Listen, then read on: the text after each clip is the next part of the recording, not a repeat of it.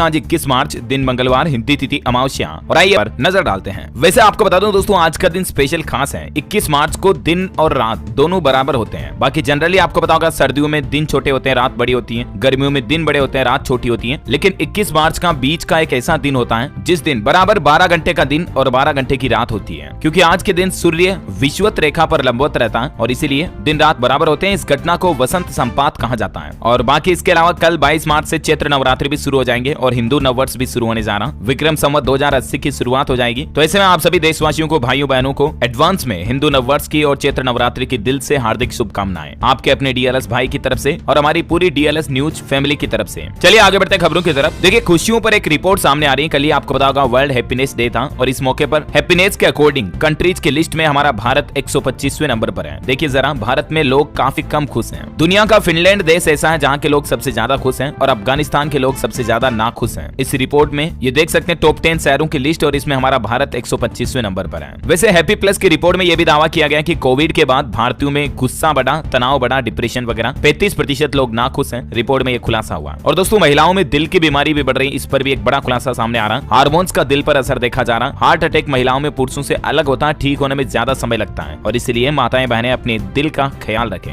इसके लिए वर्कआउट करें, एक्सरसाइज करें, योगा करें, कार्डियो एक्सरसाइज करें, बेहतर होगा। अच्छा, बड़ी खबर देखिए, आधार कार्ड पर सरकार ने एक बड़ा फैसला लिया है। अब मौत के बाद किसी व्यक्ति की जान चली जाएगी तो उसके बाद उसके आधार नंबर डीएक्टिवेट हो सकेंगे। हालांकि इसके लिए यह शर्त जरूरी होगी कि डेथ सर्टिफिकेट जारी होने के बाद ही आधार नंबर बंद होगा और इसमें भी परिवार की मंजूरी जरूरी होगी। अच्छा, वह देखिए, सुप्रीम कोर्ट में एक याचिका लगाई गई कि लिव इन में रहने वाले लोगों का भी रजिस्ट्रेशन जरूरी हो। जिस तरह से मैरिज सर्टिफिकेट और रजिस्ट्रेशन होता है शादी का, उस तरह से मतलब लिव इन में रहने वालों का भी रजिस्ट्रेशन जरूरी करा जाए। इस तरह की याचिका लगाई गई सुप्रीम कोर्ट में। लेकिन इस पर सुप्रीम कोर्ट ने याचिका को खारिज करते हुए कहा कि ये एक मूर्खता भरी याचिका है, लोग कुछ भी लेकर आते हैं। हालांकि याचिका में कहा गया था कि लिव इन रिलेशनशिप के पंजीकरण से ही हाल ही में श्रद्धा जैसी जो घटना हुई थी, इस तरह की घटनाओं पर रोक लगाई जा सकेगी। लेकिन फिर भी सुप्रीम कोर्ट ने इस याचिका को खारिज कर दिया। अच्छा, वैसे सुप्रीम कोर्ट की बात हो रही है तो देखिए, सर्वोच्च न्यायालय में एक और याचिका लगाई गई जो हमारे देश भारत और श्रीलंका के बीच राम सेतु बना हुआ है, इसको राष्ट्रीय धरोहर घोषित किया जाए। तो इस मामले पर सुप्रीम कोर्ट सुनवाई के लिए तैयार हो चुका है। सुब्रमण्यम स्वामी का कहना है कि 9 साल से सरकार लगातार इसे टाल रही है, लेकिन इसको एक राष्ट्रीय धरोहर घोषित किया जाए। देखते हैं सुप्रीम कोर्ट की तरफ से इस पर क्या फैसला आता है। जो भी अपडेट आएगा मैं आपको बता दूंगा। और अगली बड़ी खबर देखिए, भारत के लिए एक और बड़ी गौरव की बात है। अंतरिक्ष के क्षेत्र में भारत एक और बड़ा कारनामा करने जा रहा है। 36 वन वेब उपग्रह एक साथ लॉन्च किए जाएंगे 26 मार्च को। जी हाँ, आने वाली 26 तारीख को ही इसरो के द्वारा ये एक साथ इतने उपग्रह लॉन्च किए जाएंगे। भारत के नाम एक और नया रिकॉर्ड बन जाएगा। वैसे इसरो में जो युवा वैज्ञानिक हिस्सा लेना चाहते हैं उनके लिए युवा वैज्ञानिक कार्यक्रम 2023 के लिए आवेदन शुरू हो चुके हैं। 9वीं क्लास के स्टूडेंट्स इसमें अप्लाई कर सकते हैं। 3 अप्रैल इसकी लास्ट डेट है, तब तक आप अप्लाई कर सकते हैं अगर आपको भी साइंस एंड रिसर्च में इंटरेस्ट है तो। बड़ी खबर देखिए, वर्ल्ड डिजिटल हेल्थ समिट की शुरुआत हो चुकी है। हर नागरिक को हेल्थ सर्विस उपलब्ध कराने पर इस समिट में चर्चा होगी। केंद्रीय स्वास्थ्य मंत्री मनसुख मांडविया इसकी अध्यक्षता करेंगे। अच्छा, अगली बड़ी खबर है, कृषि मंत्री के साथ बैठक के बाद देश में किसानों का ऐलान। उन्होंने कहा कि 20 दिन बाद करेंगे एक बड़ा आंदोलन। दरअसल कल ही राजधानी दिल्ली के रामलीला मैदान में संयुक्त किसान मोर्चा के हजारों किसान भाई लोग एक साथ इकट्ठा हुए और कृषि मंत्री से मीटिंग के बाद किसानों की महापंचायत फिलहाल तो खत्म हो गई है, लेकिन किसानों ने एमएसपी और कर्ज माफी की मांग रखी और इस मुद्दे पर किसान मोर्चा ने 30 अप्रैल को फिर से बैठक भी बुलाई है। अच्छा, वह देखिए, बड़ी खबर, जापान के प्रधानमंत्री फूमियो 2 दिन भारत दौरे पर आए हुए हैं और इस दौरान प्रधानमंत्री नरेंद्र मोदी के साथ मिलकर उन्होंने लस्सी भी बनाई, खाई और किशिदा के साथ दिल्ली में गोलगप्पे भी खाए। कुछ तस्वीरें आप देख सकते हैं। और इस दौरान जापान के प्रधानमंत्री फूमियो ने हमारे देश के पीएम मोदी को G7 समिट में आने का न्योता भी दिया। पीएम मोदी और जापान के पीएम ने बुद्ध जयंती पार्क का दौरा किया, काफी समय एक दूसरे के साथ व्यतीत किया और अंत में प्रधानमंत्री नरेंद्र मोदी ने जापान के पीएम फूमियो को एक खास गिफ्ट दिया और वो गिफ्ट है चंदन की लकड़ी से बनी गौतम बुद्ध की प्रतिमा उनको भेंट की। इस मुलाकात के बाद पीएम मोदी बोले कि भारत और जापान के संबंध मजबूत होंगे, जिसका लाभ दोनों देशों को आर्थिक क्षेत्र में भी मिलेगा, है ना। और वही देखिए, बड़ी खबर, हाल ही में सरकार ने जो गोल्ड हॉलमार्किंग को लेकर नए नियम लागू किए तो सोना बेचने के इन नए नियमों के विरोध में कारोबारी उतर चुके हैं। सराफा बाजार के कारोबारियों ने विरोध करना शुरू कर दिया। हाल ही में आपको पता होगा BIS भारत मानक ब्यूरो की तरफ से 6 अंकों वाली गोल्ड हॉलमार्किंग को अनिवार्य कर दिया था, यानी कि अब देश में 4 और 5 अंकों वाली पुरानी हॉलमार्क ज्वेलरी की बिक्री पर पूरी तरह से रोक लगा दी गई है। तो इसके चलते सराफा बाजार के जो कारोबारी हैं वो सरकार के इस फैसले का विरोध भी कर रहे हैं। कल भी दिल्ली NCR समेत देश के कई राज्यों और केंद्र शासित प्रदेशों में व्यापारियों ने इसका विरोध किया। देखते हैं सरकार की तरफ से आगे इस पर क्या बयान आता, मैं आपको बता दूंगा। देखिए, फिलहाल बड़ी खबर, रतन टाटा को द्विपक्षीय संबंधों को मजबूत करने के लिए ऑर्डर ऑफ ऑस्ट्रेलिया में नियुक्त किया गया, जिससे कि ऑस्ट्रेलिया भारत के संबंध मजबूत होंगे। जानकारी आप देख सकते हैं ज्यादा। बड़ी खबर है, देश के रक्षा मंत्री राजनाथ सिंह 23 अप्रैल को बिहार छपरा आएंगे। यहाँ मेधावी छात्रों के लिए बनाए जा रहे क्षेत्रीय छात्रावास का उद्घाटन करेंगे। अच्छा, वह देखिए, राहुल गांधी से अभी भी माफी के मुद्दे पर संसद में फिर से हंगामा हुआ और दोनों सदनों की कार्यवाही को आज मंगलवार तक स्थगित कर दिया गया। मतलब देखिए, राजनीति में दोनों पार्टियां पक्ष विपक्ष विपक्ष एक दूसरे पर आरोप लगा रहे हैं कि इधर राहुल गांधी माफी मांगे तो वहीं विपक्ष ने अडानी मामले पर जेपीसी की मांग भी की और इसी बहस के बीच संसद के दोनों सदनों को स्थगित करना पड़ा। अच्छा, एक रिपोर्ट में बड़ा खुलासा सामने आ रहा, देखिए आप, शहरों और गाँवों में समान कार्य के लिए भी आज भी हमारे देश में महिलाओं की मजदूरी यानी कि उनकी तनख्वाह पुरुषों की तुलना में कम है। राष्ट्रीय सांख्यिकी सर्वेक्षण कार्यालय द्वारा जारी किए आंकड़ों की रिपोर्ट ये बताती है। अच्छा वही दोस्तों, अमेरिका बैंकिंग क्राइसिस पर बड़ा अपडेट आ रहा, देखिए आप, ग्लोबल फाइनेंशियल सिस्टम में बढ़ते संकट को देखते हुए फेड रिजर्व समेत दुनिया के 6 बैंकों ने एक साथ हाथ मिलाया है और हाल ही में जो अमेरिका का सिलिकॉन वैली बैंक और सिग्नेचर बैंक डूब चुके थे, तो इस पर बड़ी खबर आ रही कि अब बिकेगा फेल हो चुका signature bank. New York community bank $2.7 billion में से खरीदेगा। डील में एसेट्स की खरीद भी शामिल है। और एक बैंक को देखिए आप डूबते, क्रेडिट स्विस बैंक को भी खरीदेगा यूबीएस। $3.2 बिलियन में पक्की डील हुई। यूबीएस को गारंटी कवर दे रही स्विस सरकार। तो इस तरह से एसवीबी बैंक कोलैप्स से भारतीय स्टार्टअप्स को भी उबारने के लिए मोदी सरकार प्रयास कर रही है। राजीव चंद्रशेखर बोले कि भारतीय बैंकिंग सिस्टम मजबूत है और भरोसेमंद है। इधर अडानी मामले पर भी बड़ी अच्छी खुशखबरी आ रही, देखिए आप, हर ओर छा गए अडानी अब निवेशकों को खुश रखने के लिए एक बड़ा कदम उठाया है और एक झटके में अडानी ग्रुप ने $2.65 अरब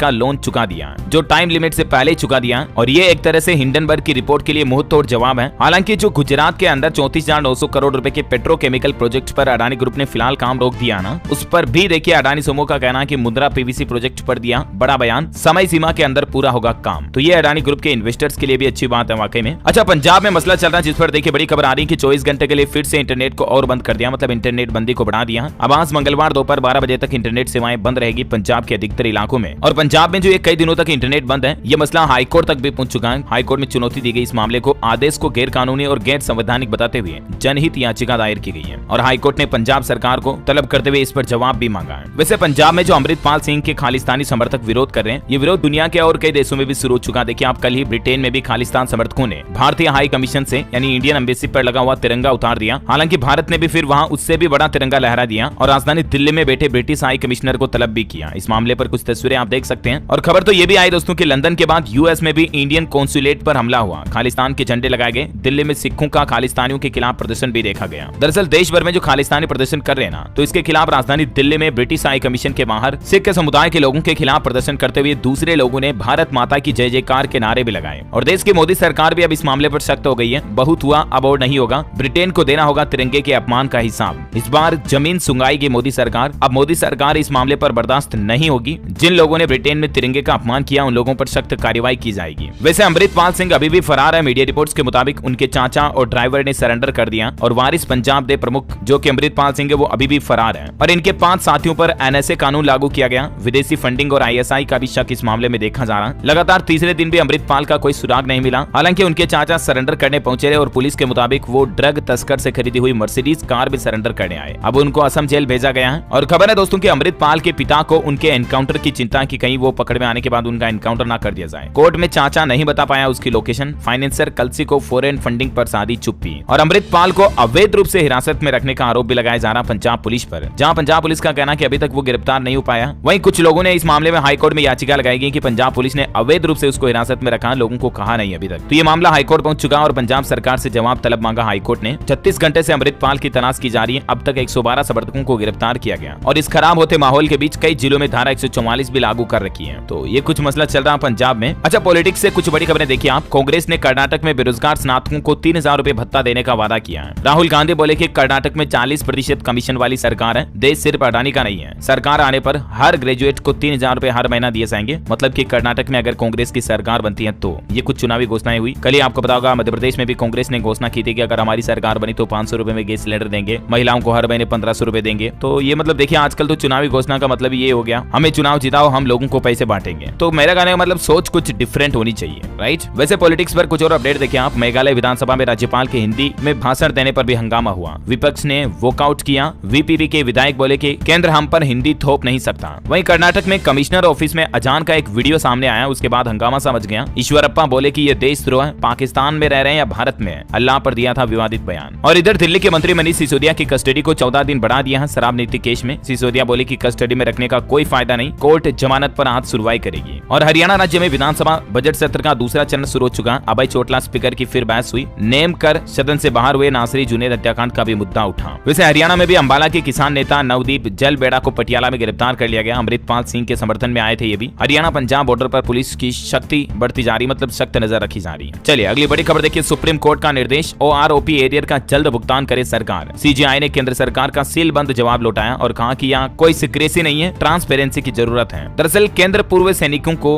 one rank one pension arrear के भुगतान पर अपने 2022 के फैसले का पालन करने के लिए बाध्य है और इसके लिए अब तो सुप्रीम कोर्ट ने तारीख भी तय कर दी है। सरकार को 28,000 करोड़ रुपए का बकाया भुगतान अगले साल 28 फरवरी 2024 तक करने के लिए कहा है ना। और अगली बड़ी खबर देखिए, 2000 रुपए के नोटों को लेकर देश की वित्त मंत्री निर्मला सीतारमण ने संसद में खुद खुलासा करते हुए बड़ा अपडेट दिया है। दरअसल आपने भी नोटिस किया होगा, कई महीनों से हम देख रहे हैं कि जब भी अपन एटीएम से कैश निकालने के लिए जाते हैं ना, तो उसमें से भी 2000 के नोट बिल्कुल भी देखने को नहीं मिलते हैं। तो इस पर वित्त मंत्री निर्मला सीतारमण ने लोकसभा में एक लिखित जवाब में कहा कि एटीएम में 2000 रुपए के नोट ना भरने के लिए बैंकों को कोई गाइडलाइन नहीं दी गई है। बैंक अपनी मर्जी से एटीएम में 2000 के नोट ना डाले, बल्कि 500 के डाले तो बात अलग है, लेकिन सरकार की तरफ से इसे कोई निर्देश जारी नहीं किया गया, क्योंकि कई लोगों को मन में यह डर है कि धीरे धीरे सरकार क्या है कि 2000 के नोटों को सर्कुलेशन में बंद कर रही है, ताकि हो सकता है कि मोदी सरकार आगे कहीं 2000 के नोटों को बंद करने के प्लान में हो। तो इसी डर के लिए लोगों को जवाब देने के लिए क्लियरिफिकेशन जारी किया है वित्त मंत्री निर्मला सीतारमण ने। और रिपोर्ट के मुताबिक नोटबंदी के बाद से 5 साल में 500 और 2000 रुपए के नोट सर्कुलेशन में 3 गुना तक बढ़े हैं। अच्छा, अगली बड़ी खबर देखिए, महाराष्ट्र राज्य में लागू होगी पुरानी पेंशन योजना। महाराष्ट्र के मुख्यमंत्री एकनाथ शिंदे के आश्वासन के बाद सरकारी कर्मचारियों की हड़ताल भी खत्म हुई। बड़ी खबर देखिए, हिमाचल प्रदेश के एक गांव पर जम्मू कश्मीर ने कब्जा कर लिया। 16,000 बीघा जमीन पर जमाया हक। खबर है कि चंबा के गांव को जम्मू कश्मीर द्वारा कब्जा लेने को लेकर हिमाचल प्रदेश सरकार अब इस मुद्दे को केंद्र सरकार के सामने लेकर आएगी। अच्छा, अगली बड़ी खबर आ रही कि राशन कार्डों की वेरिफिकेशन जारी है। सही पाए जाने पर दोबारा बनेंगे कार्ड और मिलेगा बकाया राशन भी। ये कहना है हरियाणा के उप मुख्यमंत्री दुष्यंत चौटाला का। बड़ी खबर देखिए, राजधानी दिल्ली के लोगों की आमदनी में इजाफा हुआ यानी बढ़ोतरी हुई है और अगले साल पीसीआई में 14% तक बढ़ोतरी का अनुमान है। वैसे राजधानी दिल्ली में सरकार के 2023-24 के बजट पर अपडेट आ रहा कि शिक्षा स्वास्थ्य को मिलेगा सबसे अधिक आवंटन और इस बार 21 मार्च को बजट पेश किया जाएगा। वैसे तो बजट आज ही पेश होना था, लेकिन कुछ राजनीतिक मसलों की वजह से आज बजट नहीं आएगा, बल्कि कल 21 मार्च को आएगा, है ना। और वह देखिए, बड़ी खबर, राजस्थान में 6,994 करोड़ रुपए के निवेश के 5 प्रस्ताव मंजूर हुए हैं, जिससे लगभग 5,500 से भी ज्यादा लोगों को रोजगार मिलेगा। राजस्थान में एमएसएमई नीति, राजस्थान निवेश प्रोत्साहन योजना और राजस्थान औद्योगिक विकास नीति के तहत अब गहलोत सरकार निवेश बढ़ा रही है और इससे युवाओं को रोजगार के रूप में फायदा मिलेगा, है ना। वैसे राजस्थान में राइट टू हेल्थ बिल पर डॉक्टर, प्राइवेट सेक्टर के डॉक्टर वगैरह अभी भी विरोध कर रहे हैं। तो विधानसभा कूच के दौरान डॉक्टरों और पुलिस के बीच झड़प भी हुई, कुछ तस्वीरें आप देख सकते हैं। अच्छा, वही बड़ी खबर है, एप्पल के डिवाइस यूज नहीं करेंगे अब राष्ट्रपति पुतिन के कर्मचारी। जासूसी की आशंका के चलते रूसी सरकार ने यह फैसला लिया। युद्ध में यूक्रेन की मदद कर रहा अमेरिका। अच्छा, बड़ी खबर है, महाराष्ट्र में देखिए, एक बिजनेसमैन से 33 लाख रुपए की ठगी की गई। किस आधार पर? देखिए, आपकी बिटकॉइन से ज्यादा रिटर्न दिलाने का लालच दिया और बाद में अकाउंट बंद करके भाग निकले ठग। तो ऐसे ठगों से आप भी सावधान रहें और ज्यादा कमाई के बारे में लालच ना करें। अच्छा, राजस्थान में सरकार ने एक नया नियम लागू कर दिया। अयोग्य पार्षदों को कभी भी हटा सकेगी सरकार। पहले जीतने के 1 महीने में चुनाव याचिका से ही हटाने का प्रावधान था, लेकिन अब इस बिल में संशोधन कर दिया राजस्थान सरकार ने। वह देखिए, राजस्थान में हाईवे पर सड़ गई करोड़ों की सब्जियां और फल। ड्राइवर बोले कि मालिक फोन करके धमका रहे हैं, पेमेंट नहीं मिलेगा। 200 रुपए में मिल रही है 4 रोटी और सब्जी। ये 200 रुपए में कौन दे रहे हैं? जो इस जाम किए हुए हाईवे के पास जो होटल वाले हैं ना, वो मौके का फायदा उठा रहे हैं और रोटी सब्जी की रेटें काफी ज्यादा महंगी कर दी है। दरअसल दोस्तों, नौका सीकर हाईवे पर प्रदर्शन करने कई सारे लोग अभी राजस्थान में जो नए जिले बनाने की घोषणा हुई ना, तो उसी बीच कुछ और शहरों को भी जिले बनाने के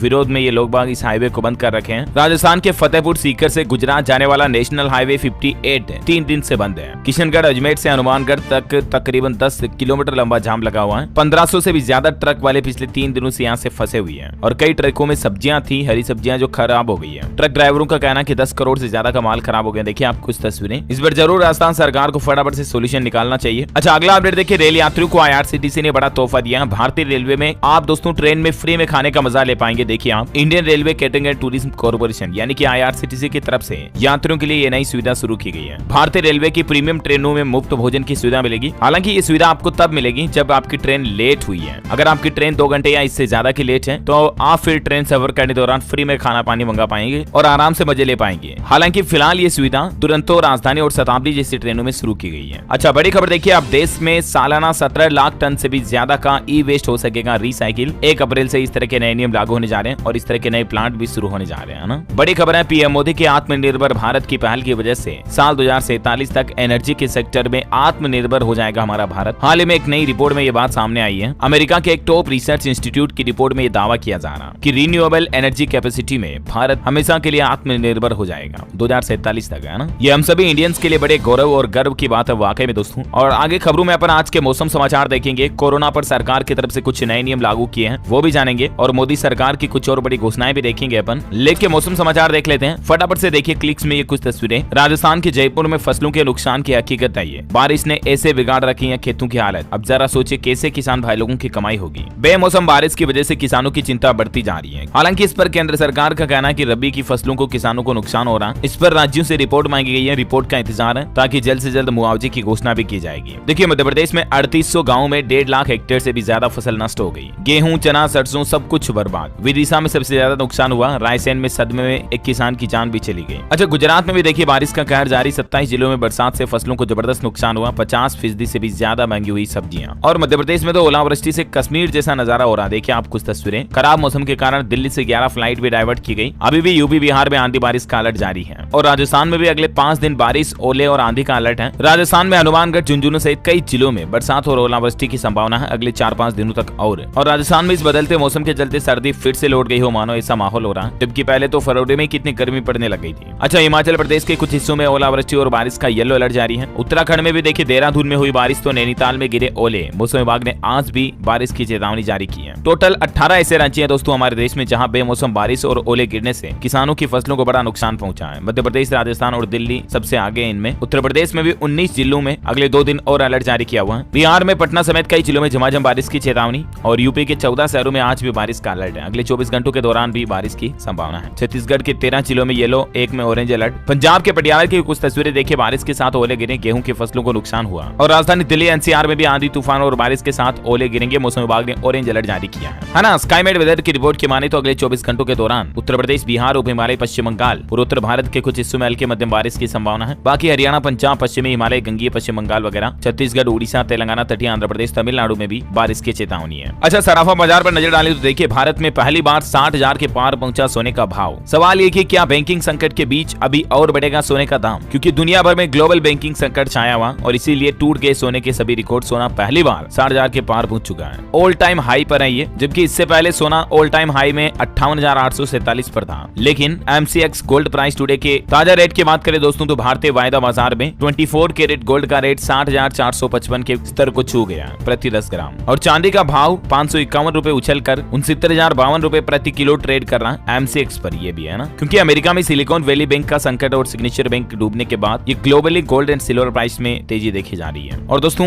निर्मल बंग ब्रोकरेज हाउस एजेंसी के अनुमान के मुताबिक जून महीने तक सोने की कीमत 63,000 तक जा सकती है। एक और ब्रोकरेज ने अनुमान लगाया कि सोना 62 से 65,500 तक जा सकता है। तो ये सराफा बाजार का माहौल चल रहा है। और कोरोना बुलेटिन की बात करें दोस्तों तो भारत में देखिए आप देश में फिर से बढ़ने लगे कोरोना के केस और संक्रमण रोकने के लिए सरकार ने कुछ नई गाइडलाइंस जारी की है। दरअसल भारत में पिछले 24 घंटों के दौरान 918 नए मामले सामने आए। लगभग 1000 कोरोना के एक दिन में केस सामने आना बड़ी चिंता की बात है वाकई में। और देखिए आप सक्रिय मामलों की संख्या 6,350 पहुंच चुकी है। और इस तरह से भारत में कोरोना ने फिर से खतरे की घंटी बजा दी है। नए मामलों की संख्या बढ़ने के बाद भारत सरकार की तरफ से भी एक नई गाइडलाइंस जारी की है और कोरोना मरीजों को एंटीबायोटिक्स न देने का निर्देश दिया है। देखिए राजधानी दिल्ली एनसीआर में S3 N2 का भी अलर्ट है और कुछ ऐसी एंटीबायोटिक्स हैं जिनको केंद्र सरकार की तरफ से कोरोना मरीजों को नहीं देने की चेतावनी जारी की है। जिसमें देखिए आप सरकार का कहना है कि एडल्ट कोरोना मरीजों को लोपिनाविर, ritonavir, hydroxychloroquine, ivermectin, molnupiravir, favipiravir जैसे ये कुछ और नाम आप देख सकते हैं, एजिथ्रोमाइसिन, डॉक्सीसाइक्लिन, ये दवाइयां नहीं देनी है। हालांकि केंद्र सरकार का कहना है कि गंभीर बीमारी में रेमडेसिविर ले सकते हैं। बाकी फिलहाल कोरोना के जो एडल्ट पेशेंट हैं उनको ये एंटीबायोटिक्स नहीं देनी है। वैसे बॉलीवुड एक्ट्रेस और सांसद किरण खेर भी अभी कोरोना पॉजिटिव हो गई है। वोट के लिए चित्र मारने वाली टिप्पणी के बाद चंडीगढ़ में लगे थे मुर्दाबाद के नारे इनके लिए। और देखिए आप झारखंड में भी H3N2 के 2 मरीज मिले। 4 साल की एक बच्ची भी पॉजिटिव पाई गई, डॉक्टर निगरानी कर रहे हैं। तो ये कुछ कोरोना और H3N2 इन्फ्लुएंजा के अपडेट चल रहे हैं। और चलिए कुछ एजुकेशनल खबरें देख लेते हैं फटाफट से। देखिए गेट एग्जाम के स्कोर कार्ड कल 21 मार्च को जारी हो जाएंगे। ऑफिशियल पोर्टल से आप लिंक कर सकते हैं। अच्छा, SSC GD की वैकेंसी 2022 को रिवाइज कर दिया है। अब 50,000 कांस्टेबल भर्ती के लिए होगा उम्मीदवारों का चयन, यानी कि पदों की संख्या, भर्तियों की संख्या बढ़ा दी है। आप देख सकते हैं स्क्रीन पर। ज्यादा जानकारी आप SSC के ऑफिशियल पोर्टल पर चेक कर लीजिएगा, है ना। वहीं बिहार बोर्ड के रिजल्ट पर अपडेट आ रहा दोस्तों कि आज दोपहर को बिहार बोर्ड के रिजल्ट जारी हो सकते हैं 3 बजे तक, ऐसे मीडिया रिपोर्ट्स हैं। अच्छा, कर्नाटक में कक्षा 5वीं और 8वीं की बोर्ड परीक्षाओं पर रोक लगाने से सुप्रीम कोर्ट ने इनकार कर दिया है और कर्नाटक राज्य बोर्ड को परीक्षा कराने की अनुमति दे दी है। वह देखिए हिमाचल यूनिवर्सिटी के प्रोफेसर VC ने दिया इस्तीफा। प्रोफेसर ज्योति प्रकाश को बीजेपी ने सरकार ने नियुक्त किया था। अप्रैल 2022 में पद संभाला था इन्होंने। अच्छा, झारखंड सरकार के ई-कल्याण पोर्टल पर अब छात्रवृत्ति के लिए 10 अप्रैल तक ऑनलाइन अप्लाई कर पाएंगे। राज्य सरकार के ई-कल्याण पोर्टल पर विद्यार्थियों के लिए, स्टूडेंट्स के लिए स्कॉलरशिप के लिए ये तारीख तय की गई है 10 अप्रैल तक। स्टूडेंट, छात्र छात्राएं जो भी एलिजिबल हैं वो यहाँ पर स्कॉलरशिप के लिए अप्लाई कर पाएंगे। वहीं राजस्थान के सेट एग्जाम के एडमिशन कार्ड आज जारी हो जाएंगे। SSO पोर्टल के जरिए आप डाउनलोड कर सकते हैं। वैसे राजस्थान में संस्कृत महोत्सव की शुरुआत होने जा रही 29 मार्च से राजस्थान स्थापना दिवस पर भी 2 दिन आयोजित होंगे कार्यक्रम। 29 और 30 मार्च को डूंगरपुर जिला प्रशासन और पर्यटन विभाग की ओर से राजस्थान संस्कृति महोत्सव का आयोजन किया जाएगा, है ना। और चलिए एजुकेशन के बाद अब देश से जुड़ी कुछ और खबरें देख लेते हैं फटाफट से। खेल समाचार पर खबर देखिए, वुमेन्स प्रीमियर लीग में रोमांचक हुई प्लेऑफ की रेस। देखिए दिल्ली ने 9 ओवर में चेज किया 110 का टारगेट, पॉइंट्स टेबल में टॉप पर पहुंचे। बड़ी खबर है, आईफोन बनाने वाली कंपनी फॉक्सकॉन अब भारत में बनाएगी गैजेट्स। 1655 करोड़ के इन्वेस्टमेंट के साथ तेलंगाना में होगा प्रोडक्शन प्लांट शुरू। और खबर है कि अगले महीने खुलेगा भारत का पहला एप्पल स्टोर, मुंबई के बाद अब दिल्ली में खोला जाएगा। वह देखिए उत्तर प्रदेश वाराणसी के पैक हाउस से पूर्वांचल की सब्जियों और फलों को अब सीधा एक्सपोर्ट किया जाएगा। देश के प्रधानमंत्री नरेंद्र मोदी 24 मार्च को वाराणसी दौरे के दौरान वाराणसी में इंटीग्रेटेड पैक हाउस का शुभारंभ करेंगे, जिससे कि अब वाराणसी की सब्जियां विदेशों में भी एक्सपोर्ट हो पाएगी। और खबर है कि यूपी को टेक्सटाइल हब बनाने का भी प्लान है। लखनऊ हरदोई के बीच 1162 एकड़ में एक मेगा टेक्सटाइल पार्क बनाया जाएगा, और जिससे कि यहाँ पर उत्तर प्रदेश के 15 जिलों के कपड़ा कारोबार की मार्केट लगेगी। अच्छा, वही योगी सरकार का एक और बड़ा फैसला देखिए, यूपी में बनेंगे 20 नए हाईटेक कारागार और 11 जिलों में जेलों का निर्माण भी कराया जाएगा। वैसे चैत्र नवरात्रा पर बनारस को करीब 1800 करोड़ रुपए की सौगात देंगे। कल हिंदू नववर्ष के मौके पर पीएम मोदी रोपवे का भी शिलान्यास करेंगे। और यूपी में उमेश पाल मामले पर खबर है कि अब गुलाम हसन के घर पर भी चला बुलडोजर। उसकी मां बोली मेरा कोई वास्ता नहीं है। मुख्यमंत्री योगी आदित्यनाथ ने कहा कि दुनिया अयोध्या को सुंदरतम नगरी के रूप में देखेगी, क्योंकि यहाँ पर 32,000 करोड़ रुपए की परियोजनाएं चल रही है ना। तो ये कुछ माहौल चल रहा है यूपी में। और देखिए आप बड़ी खबर, हिमाचल के सिस्सू में बनेगा विश्व का सबसे ऊंचा क्रिकेट स्टेडियम। रवि ठाकुर ने कहा कि घाटी में हेलीपोर्ट भी बनाए जाएंगे, जिसमें हेली टैक्सी के साथ 1 साल के अंदर एयर एम्बुलेंस सुविधा भी शुरू की जाएगी। अच्छा, मध्य प्रदेश विधानसभा में पेपर लीक और बर्बाद फसलों पर हंगामा हुआ, कांग्रेस ने किया सदन से वॉकआउट। वह देखिए अमृतपाल विवाद को लेकर हिमाचल प्रदेश में हाई अलर्ट पर है। मुख्यमंत्री सुक्खू का ऐलान, टूरिस्टों को नहीं किया जाएगा परेशान, पंजाब और हिमाचल के लोग भाई भाई। स्टॉक मार्केट पर खबर है, सेंसेक्स 360 अंक गिरकर 57,628 पर बंद हुआ। अडानी ग्रुप के 10 में से 9 शेयर्स में हुई गिरावट। बजट सत्र में तमिलनाडु सरकार ने बड़ा ऐलान किया, सितंबर से ही महिलाओं को हर महीने मिलेंगे 1,000 रुपए। पात्र परिवारों की महिला मुखियाओं को ये 1,000 रुपए हर महीने की राशि दी जाएगी तमिलनाडु में। अच्छा, वह देखिए हरियाणा में पानीपत शहरवासियों को बड़ा तोहफा, अब नहीं देना होगा 13 साल का कूड़ा उठाने का शुल्क। इससे लगभग 2 लाख संपत्ति मालिकों को बड़ा फायदा होगा। वह देखिए हिमाचल में अब सोलर सेल बनाना हुआ आसान और सस्ता। IIT मंडी के शोधकर्ताओं ने इस तरह की नई तकनीक विकसित की है। अच्छा, सैमसंग कंपनी के ग्राहकों के लिए खुशखबरी है, कंपनी अब नोएडा में भी एक और बड़ा धमाल करने जा रही है, एक नया मोबाइल प्लांट खोलने जा रही है। वह देखिए माइक्रोसॉफ्ट विंडोज 11 में आया नया अपडेट, अब डिफॉल्ट एप्स को आप सेट कर पाएंगे, अपने हिसाब से कस्टमाइज कर पाएंगे। बड़ी खबर है, महाराष्ट्र के ठाणे में बागेश्वर धाम का बनेगा बड़ा मंदिर, भूमि पूजन में शामिल हो सकते हैं धीरेन्द्र शास्त्री। वह देखिए बड़ी खबर, महाराष्ट्र मंत्रिमंडल ने बड़ा फैसला लिया, गौ सेवा आयोग गठित करने के प्रस्ताव को मंजूरी मिल चुकी है। मध्य प्रदेश में ओलावृष्टि से फसलों को हुए नुकसान पर मुख्यमंत्री शिवराज सरकार ने बड़ा फैसला लिया और अधिकारियों को जल्दी से सर्वे का काम पूरा कराने के दिए निर्देश। उत्तराखंड में पेयजल संकट से निपटने को उत्तराखंड जल संस्थान का बड़ा फैसला, अब 1 अप्रैल से नहीं मिलेंगे नए नल कनेक्शन। उत्तराखंड के पिथौरगढ़ में 3.1 तीव्रता का भूकंप भी आया, सहम गए पहाड़ों के लोग, लेकिन गनीमत रही कि जानमाल का नुकसान नहीं हुआ। बड़ी खबर है, तेलंगाना के मुख्यमंत्री केसीआर की बेटी को दिल्ली शराब घोटाले में ईडी ने 10 घंटे तक पूछताछ की कल और आज फिर बुलाया। वह देखिए बुर्ज खलीफा बनाने वाली कंपनी जम्मू कश्मीर में बनानी चाह रही वर्ल्ड क्लास मॉल, लुलु ग्रुप खोलेगा हाइपर मार्केट। बड़ी खबर देखिए, बिहार के पर्यटन के मानचित्र पर स्थापित होगा गोपालगंज का ऐतिहासिक थावे मंदिर, विकास पर खर्च किए जाएंगे 25 करोड़ रुपए। उत्तराखंड में नारी शक्ति उत्सव के रूप में मनाए जाएंगे चैत्र नवरात्रा 2023, सभी जिलों को 1-1 लाख रुपए जारी किए हैं सरकार ने। झारखंड का सबसे बड़ा फोटो फेयर 6 अप्रैल से शुरू होने जा रहा, Dhanbad district photographers trade association ने लॉन्च किया पोस्टर। आज भारत में लॉन्च होगी हुंडई वर्ना, 20 इंच के डुअल स्क्रीन सेटअप और सनरूफ के साथ आपको एडास जैसे सेफ्टी फीचर्स भी मिलेंगे। ये हुंडई वर्ना का नया वेरिएंट है। अच्छा, अमेजॉन फिर से छटनी करने जा रही, ई-कॉमर्स कंपनी सेकंड राउंड की छटनी में 9,000 एम्प्लॉइज को नौकरी से बाहर निकालेगी। और अंतिम अपडेट है, श्री कृष्ण जन्मभूमि शाही ईदगाह केस की सुनवाई अब कोर्ट में अगले 25 मार्च को होगी। सर्वे के लिए कोर्ट आदेश दे सकता है। मुस्लिम पक्ष ने सुप्रीम कोर्ट और हाई कोर्ट की रूलिंग दाखिल भी की है। और हाँ दोस्तों, आप मुझे कमेंट करके